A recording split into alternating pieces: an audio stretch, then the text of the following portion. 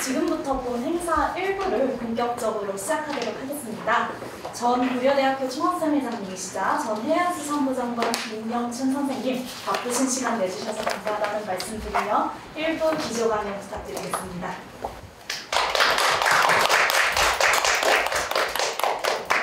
자리가 작은 자리인데 앉아서 또 되겠습니까?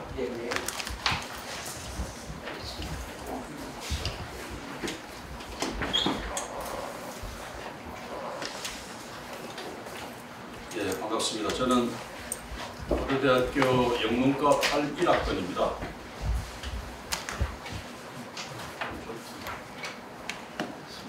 됐습니다. 81학번이고 저도 대학원을 다녔어요. 정액과에서 석사 과정을 했습니다.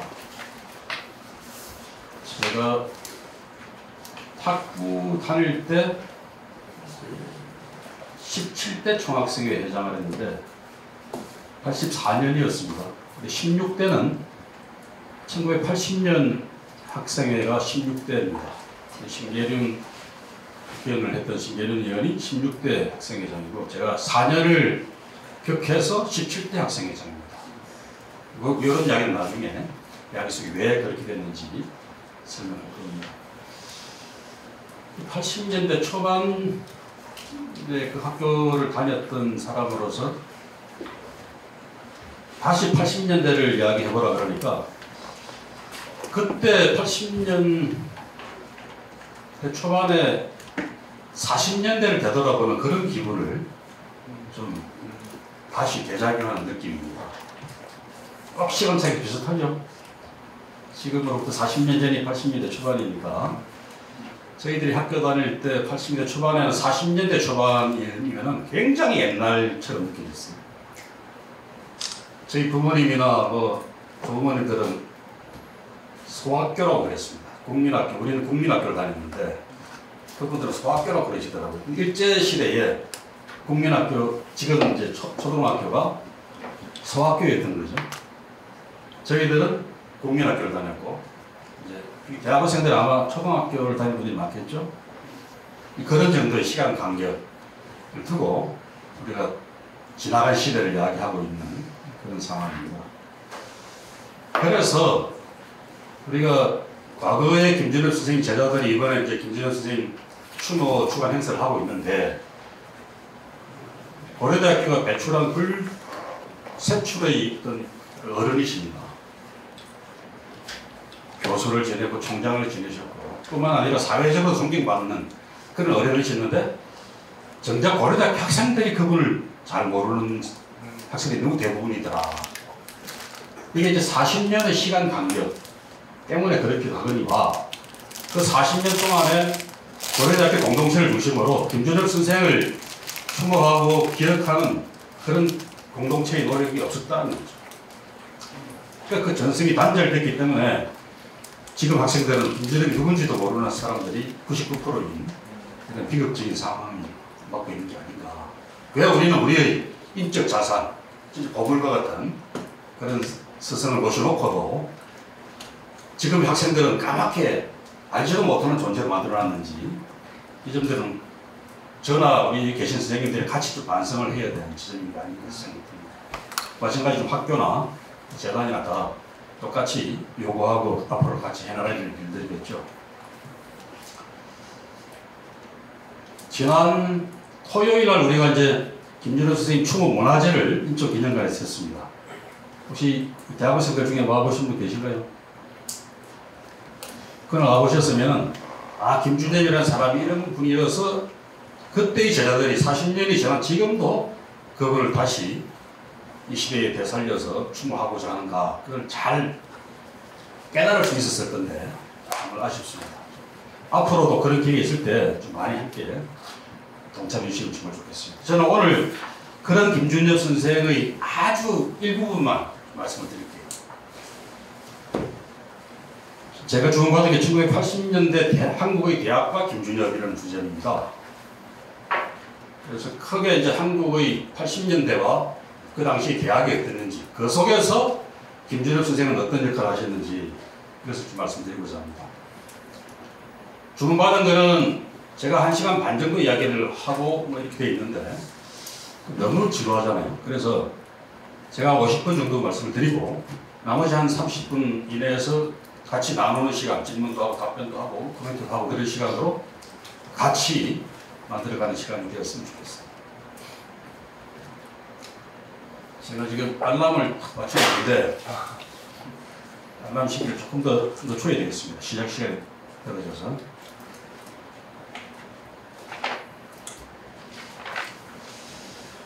1980년대 우리 대학원생들은 역사책이나 혹은 뭐 언론을 통해서 잠깐씩 봤을 겁니다. 뭐 전두환 신군부 이야기도 그렇고 뭐 모공체제가 어떻다 이런 이야기는 표피적으로 들었을 건데 여기 앉아 계신 선생님들처럼 이렇게 생생하게 자기의 시대로 겪어보지 못했잖아요. 그래서 간략하게나마 그 시대에 어떤 시대였는지 다시 한번 되돌아보겠습니다. 79년까지 박정희 대통령이 19년 철권 통치를 합니다. 61년 5.16 쿠데타부터 시작해서 꼭 19년 약간 못 미치는 시간이었죠. 유신 독재 체제였습니다. 사람들은 다 이제 장기 집권이 아니라 종신 집권 체제로 들어갔다. 이렇게 이야기할 때입니다. 우리가 그런 케이스를 다른 나라에서 참다 그러면은 스페인의 프랑코总统뭐 이런 케이스가 아마 유사하게 찾을 수 있는 사례가 아닌가 싶어요. 그런데 결국 이제 그게 오래 가지를 못하죠. 79년 10월 중순에 부산에서 또 마산에서 부마 항쟁이 일어나고 그 부마 항쟁의 불길이 너무 뜨겁다는 것을 깨달은 중앙정보부장 박정희 대통령의 핵심 측근인 중앙정보부장 김재규가 박 대통령을 저격합니다. 술자리에서 저격을 하고 피살을 당하는 거죠. 그게 10월 26일입니다. 그렇게 해서 70년대는 종막을 거하고 80년대는 혼란기로 시작이 됩니다. 이른바 서울의 봄이라 그러는 이제 박정희가 죽었으니까 세상이 좋아지겠구나. 민주주의가 도래했구나. 그래서 직선제 개헌을 하자. 그리고 군부가 어떤 장난을 칠지 모르니까 군부의 등장을 견제를 하자 이러면서 학생들은 계속 시위를 하고 이런 이제 80년 3월부터 5월까지 뜨거운 3개월이 지나갑니다. 근데 그동안에 전두환 신군부는 차곡 자신의 권력을 정착시킬 노력을 준비를 다 갖춥니다. 그래서 그게 이제 5월 17일 날 전국 비상계엄 확대 조치를 내립니다. 그 비상계엄 확대 조치의 핵심 내용은 일단은 우리가 공부하고 있는 이 대학교부터 전부 봉쇄를 하고 군인들이 다 진출하죠. 전국의 모든 92개 대학교는 휴교령을 내립니다. 학생들이 학교에 들어올 수 없게 휴교령을 내리고 군인들이 대학 교정을 다 봉쇄를 합니다. 학교만 그랬겠어요? 국회도 폐쇄를 시킵니다. 국회를 군인들이 폐쇄시킨다는 건 뭐죠? 헌정의 중단입니다. 국회를 폐쇄시키고 모든 정당의 정치활동을 금지시켜요. 그야말로 군부 쿠데타가 일어나는 겁니다. 헌정을 유린하고 중단시킨 쿠데타가 다시 일어난 거죠. 그러면서 김대중, 김영삼, 김종필 씨 같은 그 당시 이제 대통령 후보로서 유력하게 활동을 하던 세 사람의 상임시를 두 사람은 체포 연행을 하고 당시 야당 총재였던 신민당 총재였던 김영삼 씨는 같은 연행을 시킵니다. 학생들이나 제아인스들까지 연행을 해서 그 당시에 5월 17일 밤 5월 18일 날 연행된 전국의 인사들이 한 2,700명 가까이 되는 사람을 체포합니다. 그래서 5월 17일 24시를 기해서 대한민국의 민주주의는 다시 암흑의 시대로 접어드는 거죠. 5월 18일 날에는 이런 군부의 헌정 쿠데타에 대해서 항의하는 시위가 광주에서 일어납니다. 전남대학교 학생 수백 명이 휴교령이 내려진 그 학교 앞에 모여서 시위를 합니다. 휴교령 철폐해라. 또 5.17 비상계엄 조치 철폐해라. 이런 요구를 내세우고 시위를 하는데 역시 군인들이 학교를 지키고 있다가 공수부대가 그 시위대를 해산시킵니다.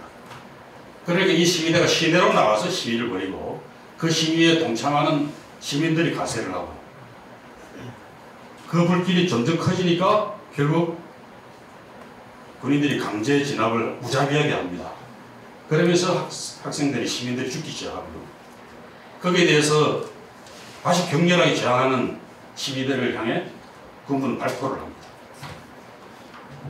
그래서 수십 명의 시민들이 사살을 당하는 그런 일 끝에 광주는 드디어 이제 온 시민이 다 봉기를 해서 광주 전체를 일종의 그 당시로서는 이제 민주주의 특구로 만드는 그런 사태가 벌어졌습니다. 오래 가지는 못했어요. 한 6일 만에, 그렇지 한 6일 만에 전열을 정비한 계엄군들이 광주 시내로 진입하고 마지막 저항 거점이었던 전남도청까지 포위하고 있다가 새벽에 진입을 해서 저항하는 시민들을 사살을 해서 종결됩니다. 그 뒤로 이제 많은 조사 활동이 이루어졌는데 최근까지도 계속 진상 조사 활동이 끝나지 않았습니다. 대략 지금까지 알려진 것만 하더라도 200명이 넘는 시민 학생들이 사살을 당하거나 형벌을 불명이 됐습니다. 수천 명이 부상을 당했고요. 여기에는 계엄군들도 교정 과정에서 15명 이상이 사망을 했습니다. 그 사람들도 지성자들이었죠. 이런 사태를 겪으면서 전두환 정권은 제2의 유신체제를 확고하게 뿌리를 내립니다. 80년 8월에 한번 과거의 통일주체 국민회의 방식의 대통령으로 한번 취임했다가 다시 이제 50헌법이라는 걸 만들면서 81년 2월에 다시 고공 대통령이 새로 취임을 합니다. 두 번 다 방식은 똑같아요. 체육관 대통령 선거를 했고 그 다음 해에는 그것보다 2배 정도 선거인단을 늘려서 대통령 선거인단 선거를 통해서 대통령을 취임을 합니다. 국민 직선 대통령이 아니었던 거죠. 그래서 전두환 씨가 81년에 7년 임기의 단임 대통령이 취임을 하는데 정치 체제는 모양만 약간 바뀌었지. 유신체제 때 유신회, 유정회를 만들어서 1중대, 2중대, 3중대 하던 그런 방식의 시스템을 거의 비슷하게 도입합니다. 극복에만 그럴듯한 야당이지만 당시 제1야당인 민한당이나 제2야당인 국민당 이런 게 다 중앙정부가 조직하고 공천과정까지 다 개입을 했던 완전히 야당들이었습니다. 정치는 그렇게 장악을 했고 사회적으로는 삼천교육계다 뭐 이렇게 굉장히 공포 정치를 행하고 언론에 대해서는 신문이든 방송이든 사전 금지를 하고 또 관제 뉴스를 공급해서 이걸 보도하지 않으면 안 되게끔 만드는 그런 식의 언론 통제를 통해서 여론을 조작하고 이끌어갑니다. 대학교는 어떻게 했을까요? 여러분이 공부하고 있는 이 고려대학교만 하더라도 학교 강의실에 다 사법경찰들이 잠복하고 있었습니다. 학생인지 경찰인지는 알 수가 없어요. 그 사업들은 다 젊은 사람들이었고 학생처럼 꾸민 그런 사람들이었죠. 제가 81년 3월 달에 고려대학교에서 만났던 첫 시위는 서관 대형 강의실에서 만난 시위였습니다. 그때 교양 과목이었으니까 학생들이 한 200명 정도 있었을 것 같은데 수업을 시작하기 전에 여학생 한 사람이 교탁을 올라왔어요. 그래서 저분이 교수가 아닌데 하고 쳐다보고 있으니까 그 여학생이 갑자기 과음을 질렀습니다. 바보 여러분, 이렇게 살 수는 없습니다. 전두환 독재까지 딱 이야기를 했는데 앞자리에서 후닥닥 한 10여 명이 뛰어나가는 겁니다. 그런데 그 여학생 머리채를 확 잡아서 패대기를 쳤어요. 그 저항하는 그 여학생을 머리채, 입 막고 팔, 다리, 뭐 허리끈 다 들러매고 밖으로 끌고 나가는 겁니다. 그 사람들이 누구겠습니까? 사법경찰들인 거죠. 저는 설마 강의실에 그렇게 많은 경찰들이 잠복하고 있을 줄 몰랐어요. 그 다음부터는 강의실에 들어가고 저 사람이 학생인지 경찰인지 기관이었는지 알 수 없다고 하는 그런 공포감, 불신감 속에서 야기하는 시절을 보냈습니다. 그리고 학생 대표 기구는 학도호국단이라고 칭했습니다. 학도호국단이라는 게 유신 때도 있었어요. 유신 때도 고등학교 학도호국단, 대학교 학도호국단 그래서 제가 70년대 후반에 고등학교 다닐 때도 고등학교니까 숫자가 적으니까 그거는 연대라고 그랬습니다. 부산 동고등학교 연대입니다. 그래서 학생 대표는 연대장이라고 그랬어요. 학년장은 대대장이라고 그랬습니다. 고등학교가. 대학교에 오니까 고려대학교는 한 2만 명 되잖아요. 공개만 하더라도 1만 명이 넘고. 그러니까 사단장이라고 그랬어요. 고려대학교 학도단 사단장이 학생 대표라고 이제 이야기하는 겁니다. 그리고 실제 그 선출도 휴교령이 내려졌던 대학이 80년 가을 학기부터 다시 열려서 개학을 했는데 그때 임명되었습니다. 학도국단 사단장이. 형식은 학교로부터 임명이 되었지만 아마도 중앙정보부가 사람을 추천해서 학교에 임명했을 겁니다. 제 짐작에는. 그 뒤에는 학생들이 계속 싸웁니다. 욕을 하고 싸워서 간선제로 바뀌어요. 나중에 과 대표들이 모여서 투표를 해서 학도국단 사단장을 선출하는데 사단장이라 그러기에 너무 창피하니까 또 학생들 욕을 해서 그 이름을 총학생장애로 부르자. 그래서 학생들끼리는 그 학도국단 집행부끼리 우리를 총학생장애라고 불렀습니다. 그러나 정부는 여전히 그건 학도국단 사단장이 됩니다. 공식적으로는. 아주 상징적으로 대학까지 어떻게 바라보고 통제를 해왔는지 그 전두환 정권의 성격을 잘 알 수 있는 아주 예시한 사례가 바로 학도국단이라고 말할 수 있겠습니다. 자, 이런 상황에서 민주화 운동이라고 하는 게 거의 불가능한 상황이었죠. 바로 몇 달 전에 광주에서는 총을 쏘아서 시민들이 수백 명이 죽었던 그런 일이 있었고요. 온 사회를 그런 공포와 억압의 분위기 속에서 장악하고 있는 그 무서운 체제에서 학생들조차도 무슨 민주화를 요구한다든지 권리를 요구한다든지 이런 시위를 벌이는 자체가 불가능한 상황이었습니다. 아까 제가 말씀드린 강의실에서의 그 여학생의 한 10마디도 안 되는 짧은 시간 1분도 안 됐을 겁니다. 한국에는 이렇게 살 수는 없습니다. 전두환 독재, 그 다음 말은 짐작이 되죠. 독재 정권 뭐 흉포한 이 짓을 더 이상 방관하면 안 됩니다. 우리는 뭐 정의로운 학도로서 이렇게 막 말하려고 그랬을 것 같아. 그런데 1분도 안 돼서 바로 끌려나가는 그런 상황에서 민주화운동이라고 하는 게 엄두가 가지 않는 그런 공포의 분위기였죠. 그런데 그 공포도 시간이 지나가면 서서히 둔감해집니다.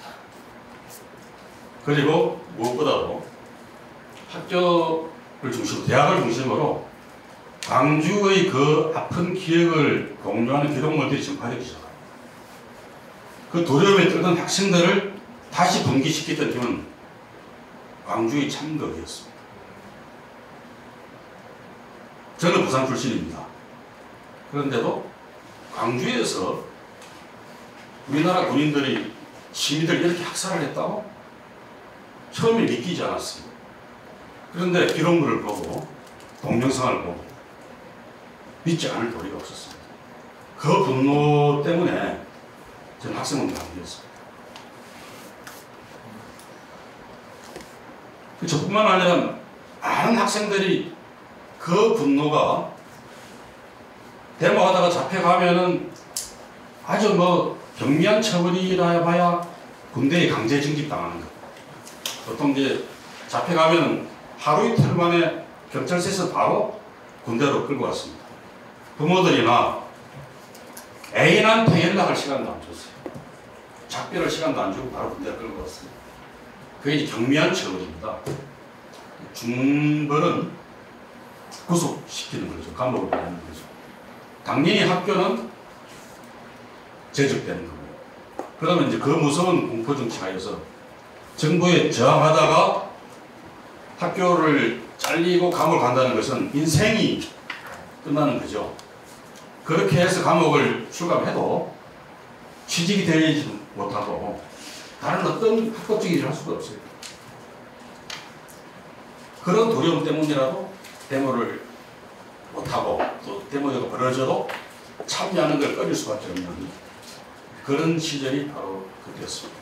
그런데 그런 두려움보다 더 큰 게 분노였습니다. 아까 말했던 그런 광주에서 우리 동족이 우리 국민들이 이렇게 처참하게 학살을 당했다는 사실에 대한 분노, 그리고 내가 사랑하는 조국 대한민국이 이런 야만적인 폭압 정치를 겪고 살아야 된다는 것에 대한 좌절감과 분노. 내가 이 불의를 눈 감고 그냥 살아간다는 것은 난 인간으로서의 자존을 포기하는 거다 하는 그런 양심 고백, 이런 것들이 그때 학생들을 싸우게 만들었습니다. 우리 사회가 학생들 말고는 싸울 만한 집단이 없었어요. 그때 대학생은 지금처럼 많지도 않았고, 제가 입학했을 때 대학 진학률이 10몇 %밖에 안 됐을 겁니다. 80년대 초반 전체를平均해도 한 20% 정도밖에 안 됐을 겁니다. 지금은 대학 진학률이 70% 이상 되죠. 그러니까 대학교에 간 사람들은 그 당시의 시대 상황 속에서 그 사회에서 굉장히 뽑힌 사람들이고 지식인들이었죠. 그래서 대학생들이 사회를 향해서 바른 소리를 하고 올바른 행동을 해야 될 의무가 이런 것들도 갖고 있었고요. 또 다른 사회 분야가 굉장히 미성숙했습니다. 짧게는 뭐 6.25의 공포와 반작용, 반공 컴플렉스, 레드 컴플렉스 이렇게 굉장히 강하게 자리 잡고 있었고, 또 산업화가 된 지 얼마 안 됐기 때문에 여전히 한국 사회를 지배한 그런 전근대성 이런 것들 때문에 한국 사회 자체가 굉장히 미성숙한 단계였습니다. 그러다 보니 시민운동도 제대로 없고 노동운동 자체는 불온시 되고 있었기 때문에 노조 설립도 쉽게 할 수 없는 상황이었습니다. 그런 상황이니까 학생들이 그나마 가장 의식 있고 또 싸울 수 있는 그런 조직력도 있고 여러 가지 측면에서 대학교가 민주운동의 기지가 될 수밖에 없는 그런 상황이었어요. 그래서 고려대학교를 비롯해서 전국의 모든 대학교에서 산발적으로 시위가 일어나기 시작하다가 점점 81년이 되고 82년이 되고 83년이 되면서 시위의 양상이 더 커지고 과격해집니다. 처음에는 경찰이 일방적으로 우세한 학교 안에서 싸우는 겁니다. 그때는 이 고려대학교 중앙도서관 앞에서 시위가 잘 일어나는데 82년까지는 시작하자마자 5분 안에 다 진압당했습니다. 그래서 그 초기 진압을 피하기 위해서 나중에 학생들이 도서관 옥상이나 서관 옥상에 매달렸어요. 줄을 타고. 그 다음에 경찰이 그 줄에 매달린 주동자를 체포하는 시간이 걸리잖아요. 늦게 올라가서 그 줄을 끄집어 올려서 체포해야 되니까 그 5분을 벌기 위해서 줄에 매달렸습니다. 옥상에 올라가서. 어떤 대학에서는 그 줄에 매달렸다가 떨어져서 죽은 학생도 있습니다. 그런 식으로 싸우면서 점점 학생들의 가세가 확대되기 시작했고 두려움이 조금씩 저감되면서 이제 싸움의 양상도 극렬해지기 시작했습니다. 83년쯤 되면은 학교 안에서 시민회와 경찰이 그때는 이제 사법 경찰도 들어와 있지만 그 정복 경찰 진압대가 학교 안으로 배꼽하고 차까지 밀고 같이 들어왔습니다. 그럼 이제 주로 싸움이 많이 붙는 데가 어딜까요? 학생회관 앞에 광장 이런 데 싸움이 붙어요. 83년쯤에는 이제 제법 격전이 붙어집니다. 학생들도 준비가 많이 되는 거죠. 전투조도 막 만들어지고 그럼 이제 벽돌을 깨서 던지기도 하고 이러면서 경찰을 저지를 합니다. 이런 상황, 이 83년까지 상황이었고 김준엽 선생님은 그런 학생 시위가 한참 격화되기 시작할 때 불운하게도 총장이 되셨어요. 82년 7월인가요? 7월에 이제 점점 학생운동이 격화되고 학교 당국이나 교수들이 굉장히 곤혹스러운 입장에 처할 수밖에 없는 그런 시점에 총장이 되셨어요. 그런데 그런 시국 상황만 총장을 곤혹스럽게 만든 게 아니었습니다. 또 뭐가 힘들게 만들었을까요? 총장은 살림을 살아야 되잖아요. 갑자기 81년부터 전두환 군부 정권이 졸업 정원제를 실시해서 학생 정원을 대폭 확대를 시킵니다. 그래서 80학번보다 81학번은 문과를 중심으로 해서 학생 정원이 2배 이상 늘어납니다. 82년이 되면 더 늘어나겠죠. 이제 학년이 가면 갈수록 계속 쌓여가는 겁니다. 학교 강의실이 모자라요. 그 다음에 학교 교수들이, 새로운 교수들은 연구실이 없어요. 대표적으로 연구실이 없어서 떠들던 사람이 김영옥 교수입니다. 여러분 그 도올 김영옥은 아시죠? 모르는 것 같은데. 고려대학교 교수로 계시다가 나중에 밖에 나가서 이제 유명 강사 또 유명 저자로 활동을 많이 하셔서 밖에 있는 분들도 많이 아실 텐데 도로 시대도 이제 우리 갖고 가니까 유명한 철학자가 있습니다. 그런 분이 하버드 대학교 박사학위를 받고 왔는데 강의실을 연구실을 못 받아가지고 문과대학교 그 시기탑 밑에 문과대 도서실에서 가방을 놓고 떠돌이 생활을 했습니다. 메뚜기 생활을 했어요. 그러다가 그나마 그 자리도 보통 아침 일찍 안 오면 없잖아요. 자리를 잡아놓고 가방을 두고 수업 갔다 오고 막 이런 학생들이 많으니까 한 번 와서 보고 자기가 앉아서 1시간 공부하고 있으니까 이 학생이 안 오거든. 그러니까 가방을 옆에다 치워버렸어요. 그리고 자기 앉아서 공부를 했어. 근데 수업을 마치고 돌아온 그 학생이 보니까 머리 빡빡 깎은 젊은 놈이 하나 앉아 있으니까 야 비켜 이렇게 한 거야. 자기는 군대 갔다 와서 복학생인데 4학년 복학생이니까 제일 고참인 줄 알고 야 내 자리야 비켜 이러니까 야 임마 왜 네 자리야. 너가 없어서 지금 내 몇 시간째 앉아 있는데 이렇게 반말로 대꾸를 하니까 야 임마 네가 왜 나한테 말을 까 이러니까 네가 먼저 갔잖아 이 자식아. 너 몇 학번이야. 난 6, 7학번이다 이 자식아. 그때 이제 군대 갔다 와서 복학생이 아마 7, 6학번 됐을 겁니다. 나는 7, 6학번이야. 6, 7학번 이 자식 어디서 사기치고 있어. 이래가지고 둘이 한참 싸웠어. 그걸 본 철학과 학생들이 가서 이분이 교수님이 맞다. 6, 7학번이 맞다. 근데 왜 교수가 왜 연구실도 없이 여기서 공부를 하고 있지? 이러면 둘터대고 돌아갔다라는 그런 뒷이야기입니다. 그러니까 학교가 그야말로 뒤죽박죽이 되어 있는 상황이죠. 그럼 총장은 당연히 그 문제를 해결해야 되잖아요. 살림 책임자로서. 그래서 김준엽 총장님은 취임하자마자 당신이 큰 거지다라고 스스로 자칭을 했어요. 그래서 오만 대기업 재벌 회장들 찾아다니면서 학교가 너무 지금 시설이 없어서 어려움을 겪고 있으니까 저 얼굴을 봐서도 좀 협찬해 주십시오. 이렇게 구걸을 하고 다녔어요.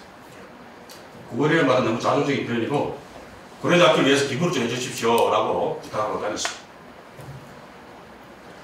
근데 김준엽 총장님이 그냥 교수가 아니라 대한민국 광복군 출신의 독립유공자이고 존경받는 그런 선생이다라는 건 다 알고 있는 사실이니까 다른 총장이 다니는 것보다 훨씬 더 돈을 잘 걷었어요. 그래서 그 바람에 과학도서관도 짓고 유기농에 또 정경관, 또 그때 이제 계획을 시작하고 나중에 중단 그만두고 나서 안목을 했죠. 그런 식으로 부족한 시설들을 인프라를 만들어내고 급급한 그런 일들이 많았습니다. 또 전두환 군부가 들어서면서 학생들만 자르고 한 게 아니라 교수들도 많이 잘랐습니다. 소위 과거에 이제 좀 민주화를 요구하는 데 앞장섰던, 특히 박정희 정권 말기와 전두환 신군부가 들어서던 그 시기에 시위에 앞장서거나 시국 성명 같은 많이 발표하고 했던 교수들을 대거 해직을 시켰어요. 정부에서. 그런데 그 해직 교수들한테 생활비를 지원해준 학교는 아마 고려대학교밖에 없었을 거예요. 그 뒤에 총장이 되었던 김정배 선생님이 그 당시는 김준호 총장님이 교무처장을 시켜서 교무처장을 하고 계셨는데 해직된 교수들 생활비 좀 갖다 드리라고 그래서 본인이 직접 다니면서 전달해주고 그랬다라는 증언을 하셨어요.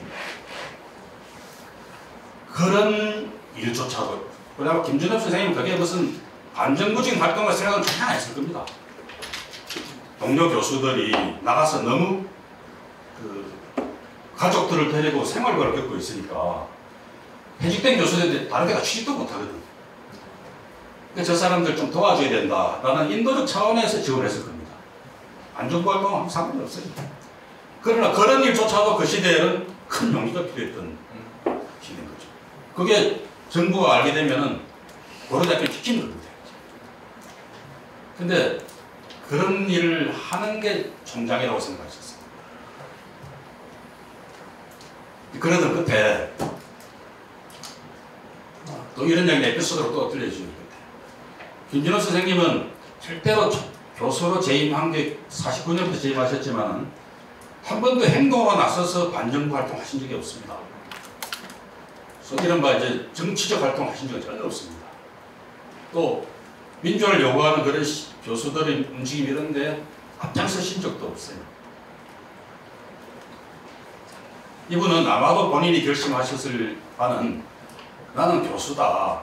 또 학문하는 연구자로서 교수로서의 직분에 최선을 다하는 것, 학문 연구와 제자 양성에 최선을 다하는 것이 교수로서 가장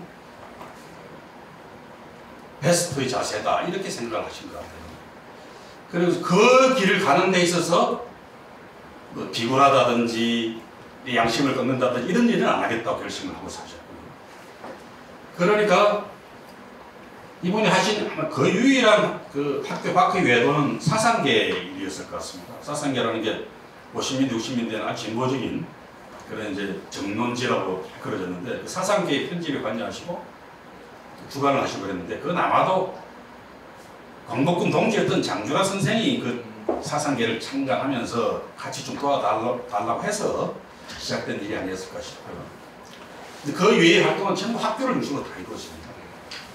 여기 있는 이 아시아 문제 연구소를 창설하고 한국 최고의 사회과학 연구기관을 기획한 또 김준호 선생님이죠. 80년대 총장으로서의 김준호 역시 똑같은 기준에서 설명이 다 됩니다. 해직 교수들을 도와주는 것도 마찬가지고 또 취임하자마자 공단 총장실 옆에 그때 중앙정부가 이름이 바뀌어서 안기부였죠. 안기부 기관원들이 상주하는 사무실이 있었다는 겁니다. 그걸 아시고는 그 당장 내보내라. 어떻게 총장실 옆에 정부 기관원들이 상주를 하느냐. 이건 학교로서 너무 창피한 일이다.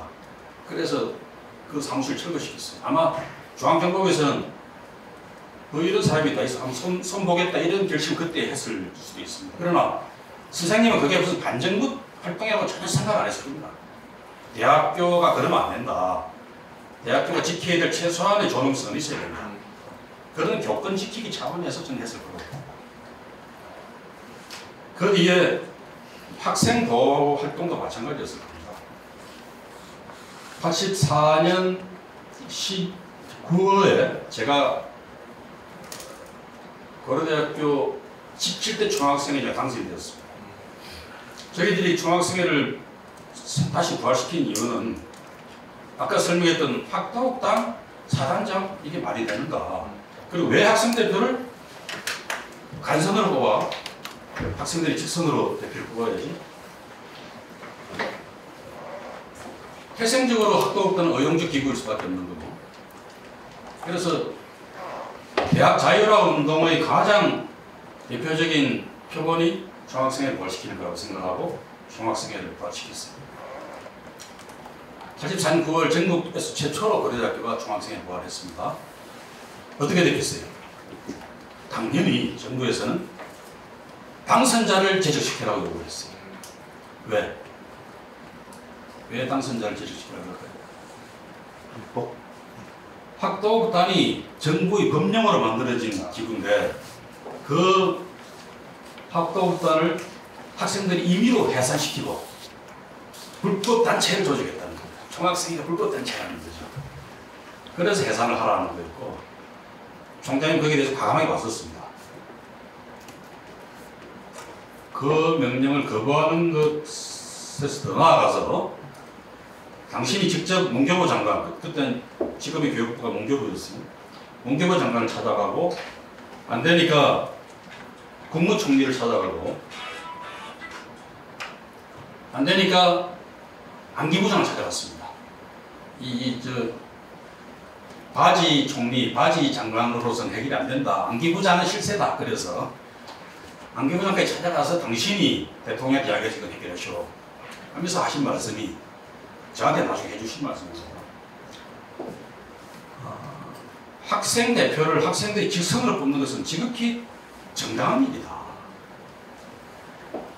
그렇게 학생들이 정당한 일을 하고 정당한 대표를 뽑았는데 그 대표를 불법이라고 하고 제적시키려고 하는 것은 반교육적인 자세다. 뿐만 아니라 당신들이 그렇게 바라는 대학 안정에도 반하는 일이다. 그 제적시켜봐라. 애들이 가만 안 있을 거다. 맨날 싸울 건데 대학이 불안정해지고 시위는 격화될 거고 결국은 대통령과 정부가 욕을 먹을 일이고 이게 누구 좋으라고 하는 일이냐. 그래서 나는 할 수가 없는 거다. 이렇게 버텼습니다. 그 정부하고는 전혀 생각이 다른 똑같은 일을 하고 이렇게 생각이 다른 겁니다. 누구 생각이 맞아요? 상식적인 차원에서 지금 상식으로 보면 당연히 총장님 생각이 맞는 거죠. 그게 무슨 반정부 활동입니까? 교수로서나 총장으로서 지극히 상식적이고 양심적인 이야기를 하신 거잖아요. 김준혁은 그런 분이었습니다. 그런데 선생님의 학생 보호와 정부의 권력 보호는 충돌할 수밖에 없는 거죠. 우리 말 안 듣는 놈은 다 조져 이렇게 되는 건데 그게 그 사람은 권력 보호라고 생각하는 겁니다. 어디서 대들어? 그 싸움 끝에 결국 총장님은 고려대학교가 더 많은 피해를 볼 것 같아서 스스로 사퇴를 결심하시고 85년 2월 25일 졸업식을 끝으로 사임하십니다. 그 2월 25일의 졸업식은 그 뒤에 이어진 우리나라 대학 사상 최초의 총장 사퇴 시위,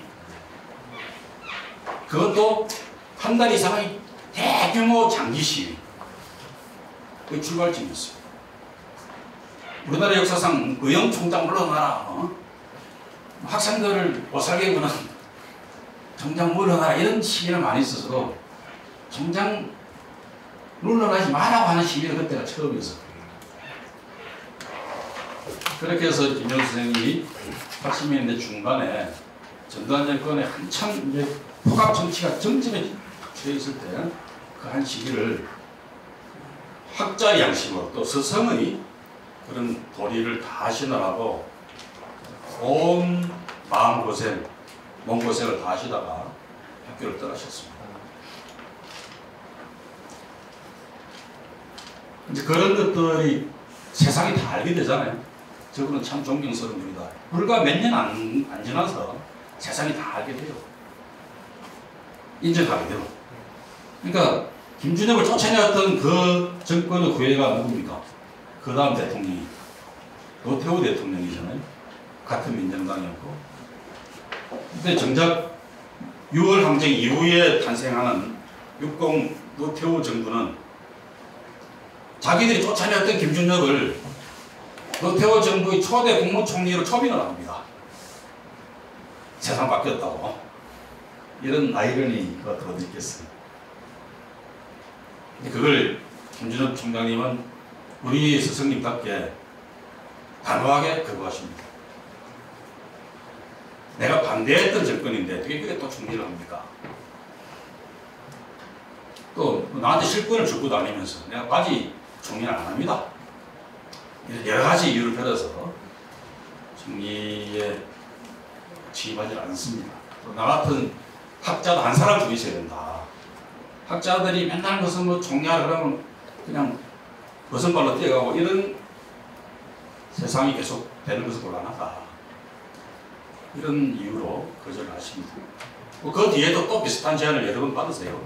다 사용을 하시죠. 이렇게 이제 김준혁 선생님이 총장 퇴임 이후에 더 평가를 인정받으셨지만 저는 또 다른 한편에서 보면 이분이 나라 문제에 대해서 그냥 스승의 길, 학자의 길만 가신 분은 아니다라고 생각하는 수 있는 사례가 또 하나 있는 게 지금 우리나라 헌법 정문에 들어가 있는 대한민국은 3.1운동의 정신을 계승하는 상해 임시정부의 법통을 개성한다. 3.1 정신을 이어간다니까 정확한 기억이 안 납니다. 그런 구절을 삽입을 시킵니다. 88년 헌법 개정되죠. 마침 민정당 원내총무였던 이종찬 국회의원이 또 광복 독립운동 지사하셨던 이회영 선생의 손자였기 때문에 그분을 통해서 그 의견을 관철시킵니다.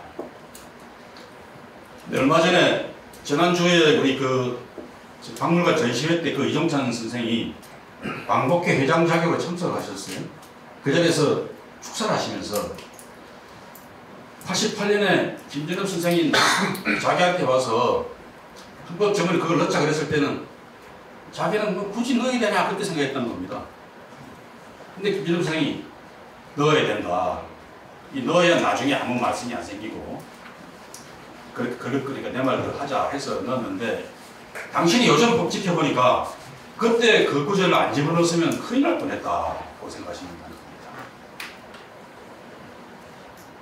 그러니까 일제시대 때 치열하게 전개되었던 대한민국의 독립운동, 상해 임시정부를 포함한 여러 가지 독립운동의 역사를 지우고자 하는 그런 반역사적인 행포들이 막 벌어지고 있잖아요, 지금.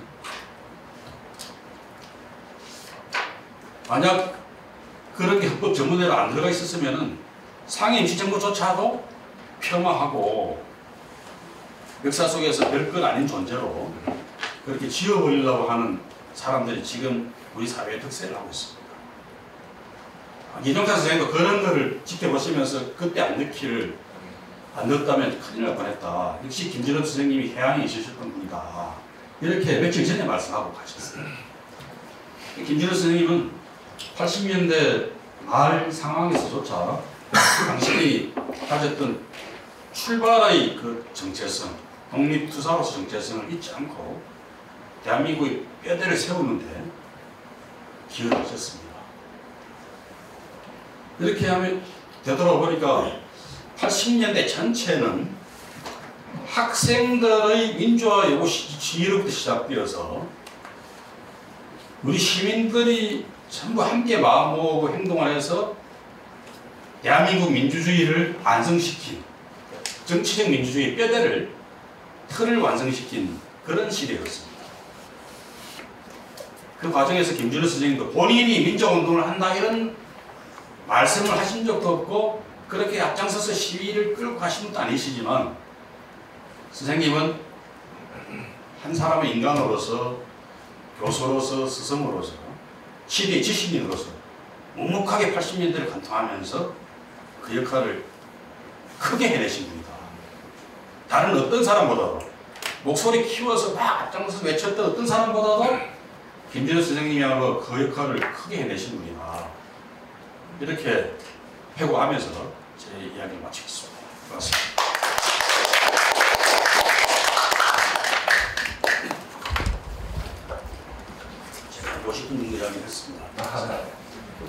알람이 50분만 하라고 10분 전에 알람 맞추면 안 그러면 제가 막 말이 길어져서 바로 시간이. 자, 이제 우리끼리 편하게 뭐 질문이나 혹시 그때 시대 상황이나 김준현 선생님에 대한 궁금한 거, 또 당신들이 하고 싶은 코멘트나 뭐 무슨 이야기든 자유롭게 좀 주고받고 있습니다. 사회를 보시고요. 사회도 그냥 나고 편하게 격식 없이. 저 질문 있습니다. 예, 예. 제가 80년대 이제 공부를 하다 보니까 1980년대 이제 전공하는 역사 전공인데 현대사 네, 전공하시는 네. 그래서 보다 보니까 이번에 고대신문 좀 이렇게 훑어봤는데 선배님께서 이제 84년에 청와대장 되고 몇 달 안 돼서 구속된 다음에 김지영 선생님께서 이제 퇴직하시고 그 한 달 동안 시위가 엄청 나는데 그때는 학교 안 계시더라고요. 제가 1월 1일 날 구속이 됐거든요. 그래서 그때 좀 어떤 식으로 그런 이야기를 혹시 접하셨는지, 접하셨다면 어떤 심정이셨는지 좀 궁금했고, 그 다음에 그 이후에 나오셔가지고 또 이제 관련 활동이나 뭐 학교 상황들 어떻게 좀 만들어 가시려고 하셨는지 뭐 그런 얘기 좀 듣고 싶었습니다. 저는 하여튼 이제 아주 못된 학생으로 찍혀 있어서 당선되자마자 계속 이제 도망을 다녔어요. 근데 학교 안도 중요하지 않다고 생각을 해서 조심조심 다니고 밖에 나갔다가 들어왔다가 하면서 한 3달을 학교 안 생활과 바깥 생활을 왕복하면서 도망 다니다가 3달 만에 체포가 됐어요. 밖에서 잡혀서 구속이 됐는데 그때까지 총장님이 저를 안 자르고 버티셨습니다. 그러니까 그 무서운 독재 정권 하에서 재직시키라는 요구를 3달 동안 안 하고 거부한다는 것은 그건 있을 수 없는 괘씸죄에 걸리는 겁니다. 그 다음에 학생회가 구성된 게 연대입니다. 그 다음에 서울대가 됐고요. 연대 총장은 고대 핑계를 대는 겁니다. 고대가 안 잘하고 있는데, 고대가 먼저 했는데 왜 우리 보고 그럽니까? 핑계를 대고 서울대는 고대 연대가 다 먼저 해놓고 안 잘하고 있는데 우리가 어떻게 합니까? 이렇게도 핑계를 댔어요. 그러니까 제일 위험 놈은 누구요? 고대지. 고대 김준엽이가 제일 원흉이다 해서 미워했어요. 제가 이제 구속이 되고 나니까 총장님도 어쩔 수 없이 저를 이제 제적시켰어요. 근데 제가 40년 동안 몰랐던 일인데 최근에 알게 된 사실이 하나 있습니다. 그때 저는 학교가 저를 징계 제적시킨 줄 알았거든요. 근데 지난주에 제가 우연히 그 고파스 때문에 그 포털에 들어가서 보고 그래서 고대 포털까지 연결해서 제 학적 기록을 뒤져보니까 제가 징계 제적이 아니고 좌퇴 제적으로 되어 있더라고요. 깜짝 놀랐습니다. 40년 동안 몰랐어요. 그러니까 당시에 총장님과 학생처장 이런 분들이 제가 자원 자퇴하는 걸로 서류를 꾸며서 저를 지금 제적을 시킨 거라. 학적부에 그렇게 나와 있었어요. 깜짝 놀랐습니다. 총장님은 끝까지 저한테 조금이라도 무슨 뭐 불명예를 안 주려고 하신 것 같아요. 근데 그때는 감옥이라는 게 신문도 방송도 볼 수가 없는 시절이었습니다. 저는 서대문 형무소에 있었거든요. 지금은 감옥도 신문도 볼 수가 있고 방송도 하나 정도는 뉴스를 본다 그러더라고요. 근데 그 시절에는 아예 신문 방송을 못 봤습니다. 다만 면회오는 사람들을 통해서 2월 하순에 총장님이 그만두시게 됐다. 그래서 학생들이 지금 데모를 하고 난리가 났다. 이런 이야기를 내놓은 학생들로부터 들었습니다. 그러니까 뭐 저로서는 그 안에서 할 방법이 없고, 근데 다행히 2월 달에 총선이 있었는데 그 총선이 굉장히 파란을 일으켰습니다.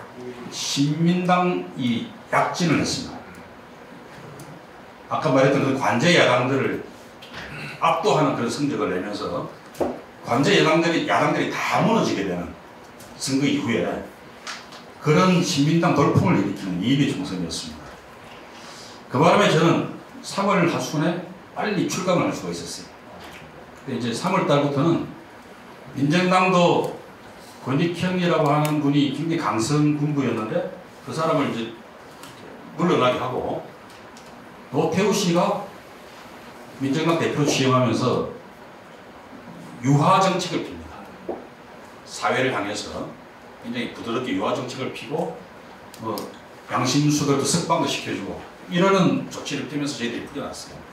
저뿐만 아니라 그 11월 달에 있었던 민정당사 점거 농성 사건에 들어갔던 20명의 구속자가 또 있었는데 그 사람들 다 같이 풀려났습니다. 그러고 나서 제가 바로 총장님을 찾아뵀더니 3월 하순이었죠. 우리 총장님은 제가 해화동 자택으로 찾아뵀는데 뭐 쫓겨나고 같지 않게 정말 여유가 있으시고 굉장히 편안해 보이시더라고요. 선생님 왜 이렇게 편안하신가 했더니 내가 이 사람아 그래도 훈장을 받고 나온 사람이요. 무슨 소리입니까 했더니 학생들이 총장 물러나지 말라고 데모를 해주는 그런 총장하고 나왔으니 나는 훈장 받은 거 아닌가. 저 사람들이 잘못했다는 것을 세상이 다 알게 된 그런 계기가 됐다. 그러니까 나는 이제 미련도 여한도 없이 내가 할 일만 하고 살면 된다. 그러니 내가 여유가 있을 수밖에 되겠냐. 이렇게 말씀하셨습니다. 그러고 나서 이제 그 다음에 세배를 가보면은 이분이 승리자구나 하는 게 딱 느껴지는 게 그분이 보통 세배를 한 3일 정도 받으셨거든요.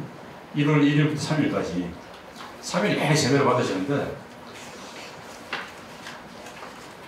86년 세배 갔을 때부터 조금 이상하더라고요. 이게 정치인들이 막 많이 보여. 교수들이나 제자들 오는 게 아니라 정치인들이 더 많이 오는데 야당 정치인들 뿐만 아니라 여당 국회의원들도 오더라고요. 민주당 국회의원들이. 87년, 8년 이렇게 가니까 이제 민정당 국회의원들이 더 많이 와. 이 세상이 이렇게 자꾸 변해가고 김준엽이라는 분의 진가를 점점 인정해주는 그런 세태가 반영되는 게 매년 세배에 오는 사람들이 몇 명을 보면 다 알겠더라고요. 그렇게 말씀드리면 잘 될지 모르겠습니다.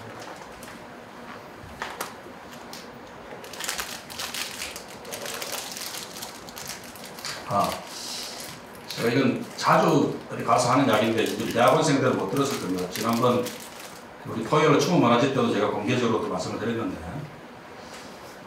84년 총학생회 당선됐을 때 제가 불법 학생회장이잖아요. 총장하고 면담이 안 돼요. 학교는 이 친구를 제적시키라고 요구를 하고 있는 상황인데 그 면담을 해주면 안 되잖아요. 근데 제가 면담 요구를 해서 시켰어요. 총장님이 총장실에서 저를 이제 불러서 만났는데 면담이 10분 안에 끝났어요. 제가 이제 허인이라고 제 부학생회장을 데리고 둘이 들어가니까 대학원장 여석기 교수님하고 두 분만 다 앉아 계시더라고요. 그래서 인사하고 저는 대면학교 때 처음입니다. 제가 사학과도 아니고 그분 강의를 들은 적이 없었기 때문에 그 김근월이 몇 살인가? 그래서 제가 24살입니다. 우리 세는 나이로 24살이 만 22살인 거죠. 만 22살입니다. 그랬더니 창밖을 한참 쳐다보시더라고요. 다시 돌아와서 사실 말씀. 내가 자네 나이 때 뭐 하고 싶는가 다시 한번 생각해봤다. 자기는 그때 중국에서 공복권 하고 있었다. 그러시더라고요. 내가 일본을 상대로 일본군을 탈출해서 조국 독립을 위해서 독립투쟁을 하겠다고 나섰던 그 마음이나 자네들이 민주화하겠다고 나서서 시위를 하고 이런 마음이나 똑같은 애국심이 바로 본다. 나는 자네들을 믿는다. 그러니 자네들도 교수와 학교를 믿어. 거기에 맞는 행동을 해주기 바란다. 더 할 말이 있는가 그래서 더 할 말 없습니다. 그랬어요. 이 허인애가 좀 눈치를 줬는데 저한테 요거 줬고 원래 있었거든 그런 게 좀.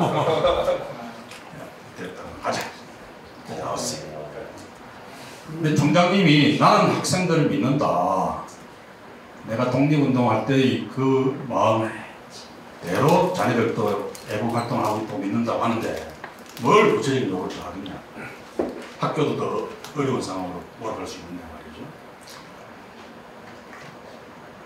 자네들이 총장과 교수들을 믿으라고 하신 말씀을 그분 100% 이상 지키셨어요. 그 불법 총학생회를 보호하기 위해서 그렇게 노력했던 학교나 총장이 어디 있겠습니까? 이 에피소드 꼭 말씀드리고 싶어서 소개를 합니다.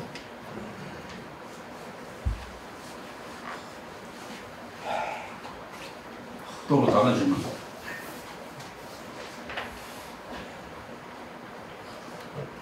또 이런 일도 있었어요. 말 안 할게 내가 축한다.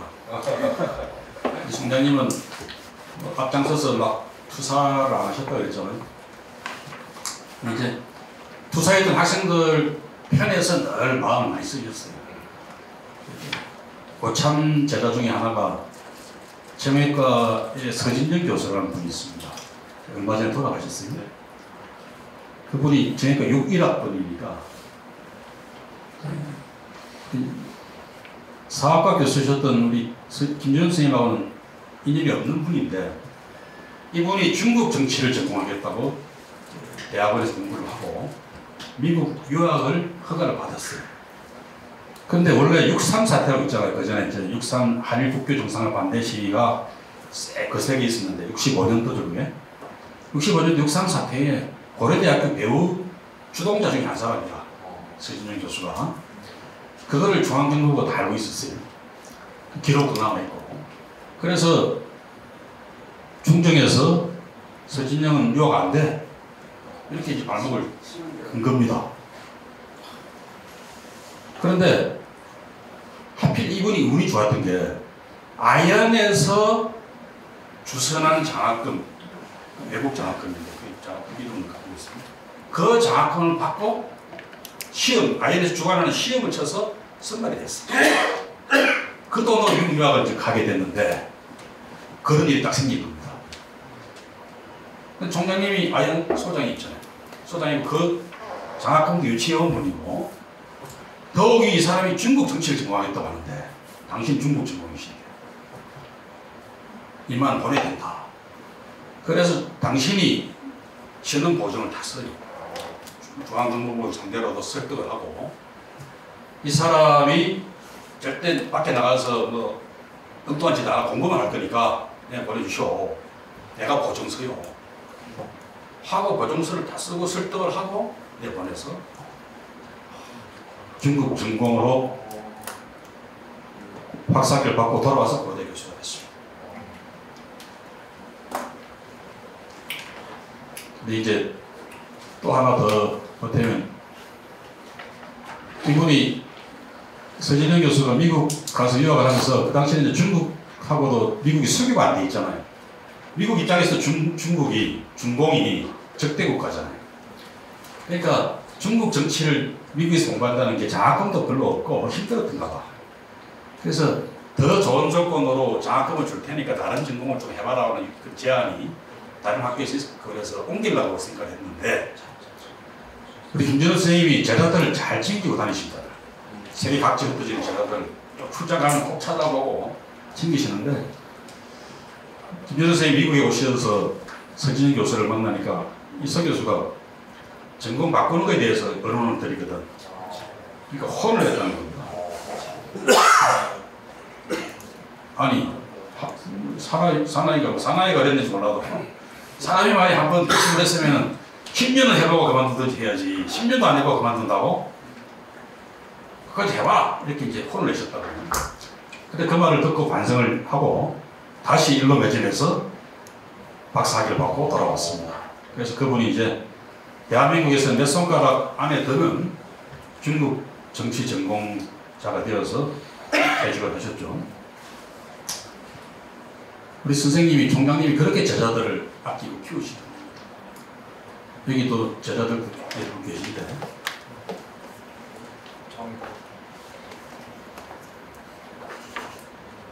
또 우리 김민호 선생님에 대해서 궁금한 거 없습니까? 한 가지 저도 여쭙겠습니다. 저도 현대사를 전공하고 있는 사람인데요. 일반적으로 80년대 샤가 이제 현대사 연구 분야로 들어오기 시작한 지 최근 몇 년 사이에 이제 들어오고 있는데요. 이제 현대사 연구, 80년대 연구하는 사람들의 관점에서 좀 흥미롭게 보게 되고 관심이 많이 생기는 건 아무래도 앞부분에 전두환 정권 초창기에 2, 3년보다는 점차 관심사가 이제 유화조치라고 이야기하는 시점들, 그리고 그때부터 이제 그게 다시 그 강압적인 분위기가 다시 한번 재강화되는 시점, 그리고 그게 87년까지 이어지는 그 흐름들에 대해서 관심을 많이 가지고 있습니다. 그렇다고 했을 때 여러 가지 화두가 되는 거는 당시에 유화조치라는 것을 우리는 어떻게 봐야 될 것인가에 대한 얘기들을 많이 하게 되는데요.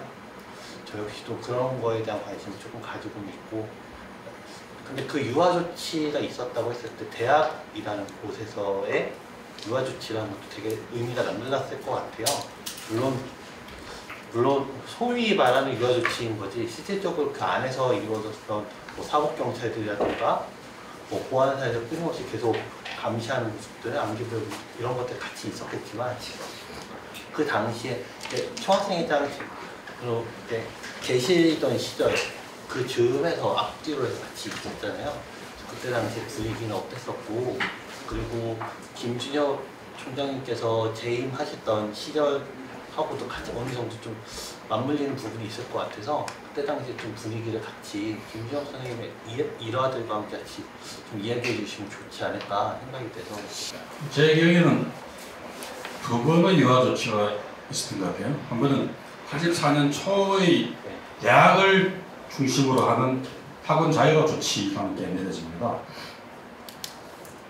학원 자율화 조치의 가장 상징적인 표현은 학교 안에 경찰 병력을 진주 안 시켰던 겁니다. 그것 말고는 별로 달라진 게 없었어요. 그러니까 이제 경찰이 84년 봄 이전에는 마구잡이로 학내에 진입을 했습니다. 그 사복들도 원래 깔려 있고, 뭐 81년, 82년에는 학교 안에 잔디밭에 중앙도서관 앞에, 대학원 앞에, 서관 앞에, 학생회관 앞에 잔디밭에 쟤는 짭새네 하는 친구들이 3, 3호 사복을 입고 앉아 있었어요. 우리가 아무 군데 가서 좀 앉아 있고 싶은데 우리가 앉을 자리를 다 뺏고 있었어요. 그러던 친구들을 다 뺀 겁니다. 안 보이게 빼고, 그 다음에 이제 시위가 벌어지면은 정규 부대가 진입을 합니다. 표고차를 앞장세우고 쫙 진입했는데 그 정규 진압부대의 진입을 안 시킵니다. 시위가 벌어져도. 우리가 교문 밖을 나가려고 하면은 그때부터 이제 벽을 쏘고 철탄을 쏘는 거지 학교 안에 들어오지 않았어요. 저는 그것도 되돌아보면은 83년 말 하반기 84년 초가 되면은 학생운동권의 전투력이 엄청나게 높아집니다. 그러니까 학교 안에서 싸우면은 싸움이 됐다니까요. 어떤 경우는 저렇다면 이제 면역이 생기니까 조금만 이렇게 뭘 쓰고는 유달리 그 저렇다면 강한 사람이 되겠더만요. 그 친구들이 달려가서 페퍼포착을 뒤집기도 했어요. 그러니까 학교 안 개취전이 팽팽하게 맨날 전개가 되는 겁니다. 그만큼 이제 학생들 전투력이 강해졌다. 그런 상황이 있고, 저는 무엇보다 더 큰 압력 요인은 국민들이 불만이었다고 봐요. 어떤 국민들도 그런 공포와 억압 체제를 계속 감내하지 못합니다. 그래서 전두환 정권이 그때까지 4년 정도를 계속 누르고 있었는데 이제 조금씩 이제 풀어줄 때도 되지 않는가. 이게 이제 떠나가는 민심을 주워 담는 하나의 수단, 이될 수 있지 않겠나고 생각했던 것 같아요. 그래서 학원 자유화 조치라는 걸 내주고 생색을 내는 모양을 취했는데 그것 빼고는 지금 이야기했던 그것 빼고는 하나도 학교를 게 없어요. 그러니까 중학생의 부활도 한 6개월 그 사태를 지켜보다가 고민하다가 이래서는 안 되겠다.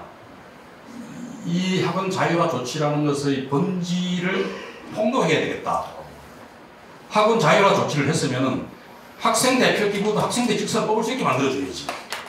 그걸 못하게 하면서 무슨 학원 자유화 조치. 이게 가장 단적인 사례다. 상징적으로 종합 부활 규정하자. 이렇게 결정합니다. 그래서 고려대학교가 제일 먼저 그걸 시작을 했거든요. 아니나 다를까 중학생을 부활시킨다고 덤벼드니까 못하게 막는 거죠. 그래서 금방 다시 옛날로 돌아갔어요. 그랬다가 다시 이제 두 번째 유아 조치가 2.12 총선의 민심 폭발을 보고서 야 이대로 가면은 전국 관리가 잘 안 되겠다.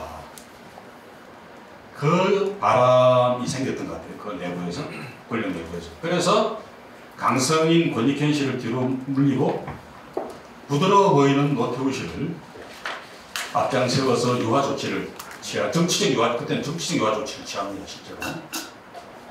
그게 85년 3월달부터 일이고요. 그랬다 다시 또 돌아가죠. 나중에 86년이 되면 또 돌아갔다가 이제 국민들의 극렬한 전면적 저항이 닥치는 게 6월 항쟁이 닥치는 겁니다. 이렇게 계속 그 당시에는 권력 내부에서도 강경파, 온건파의 노선 투쟁이라는 게 계속 있었던 것 같아요. 그래서 강경파가 쭉 득세를 하는데 때로 유화적인 정책을 주장했던 온건파가 목소리를 좀 키운 국민들이 들어들어 있었다. 이렇게 보는 게 합리적인 추측일 것 같아요.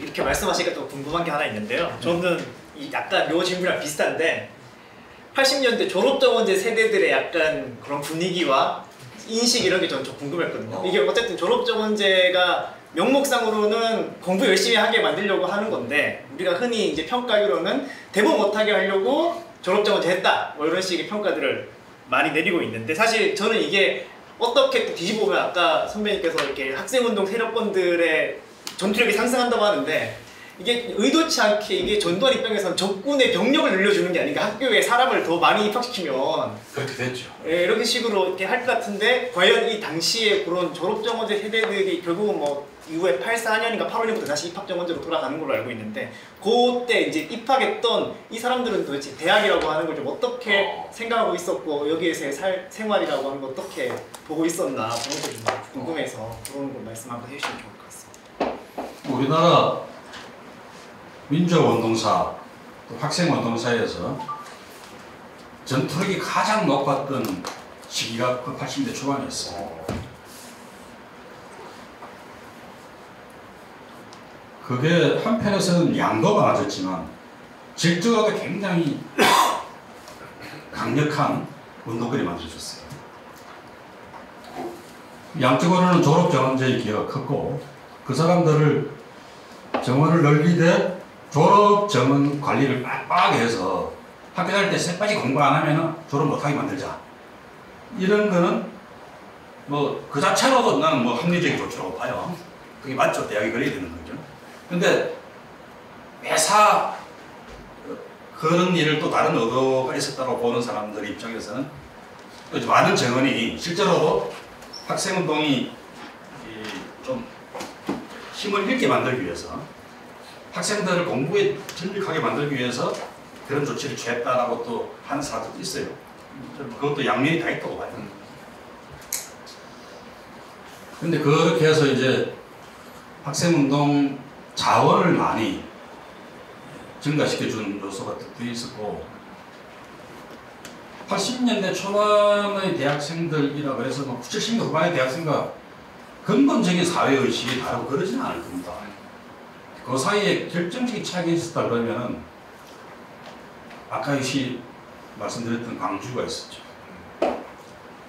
그거 말고는 80년대 초반의 학생운동과 70년대 후반의 학생운동을 구별 지을 아무런 특징이 없어요.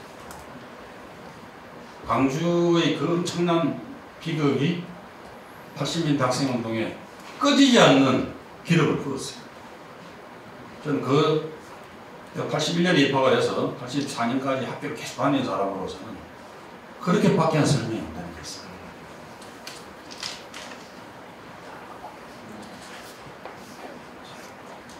그런데 대학은 어떤 면에서는 그 시절은 산업화와 고도 성장을 계속 겪었던 대한민국 입장에서는 끊임없이 대한민국 경제나 사회가 요구하는 그 고급 인재의 충원이 필요했었던 시기고요. 그래서 그 시기에는 정원이 점점 늘어나긴 했습니다만 정상적으로 공부를 한 학생운동권 말고 정상적으로 공부를 졸업한 학생들은 대부분 취업에 크게 어려움이 없었어요. 자기가 원하는 직장이 안 됐을 수 있는데 조금 눈높이를 낮추어서 취업을 하려고 하면 얼마든지 취업이 가능한 그런 시대였습니다. 근데 이제 그래서 요즘 학생들 중에는 그런 걸 갖고서 그래도 그때는 다 취직이 되었으니까 학생운동도 하고 그랬지 않습니까? 그러는데 그것도 전혀 다른 이야기입니다. 학생운동권들은 취직이 안 됐어요. 졸업을 못하는 거지. 재적 당하고 재적 안 당하더라도 시비 가담했다가 고졸을 살았다든지 유기정학에도 한번 받았던 기록이 있으면 자기가 원하는 직장뿐만 아니라 정상적인 직장에는 취직이 안 됐습니다. 그래서 그런 사람들이 많이 간 데가 학원, 또 출판사, 서점 이런 일들을 학생운동 출신들이 많이 했습니다. 그래서 요즘 그 대통령께서 말씀하시는 교육 카르텔, 일타 강사의 사람 중에 상당수가 학생운동 출신인 건 맞습니다. 근데 그것도 아마 90년대, 2000년대의 일타 강사들이지 지금 일타 강사들은 학생운동권에 아무 상관이 없는 사람들입니다.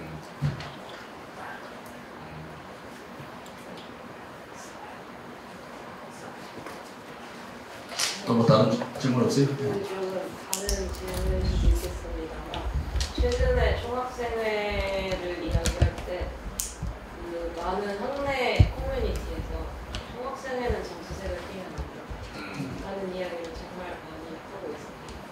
근데 그걸 보면서 저는 한편으로 총학생회는 어떻게 보면 고려대학교 전체를 대표하는 이익집단이고 이익집단이라면 저는 어쩔 수 없이 정치색을 띌 수밖에 없었다라는 생각도 들기도 하면서 앞서 가신 그 운동을 하셨던 그런 선배님들의 행적이라던가 그런 것을 봤을 때 너무 대조적이지 않나라는 생각을 하게 되는 거예요. 그래서 먼저 그런 학생회를 다시 만들고 부활을 시키고 학생 운동이라는 것을 겪어오신 선생님께 이런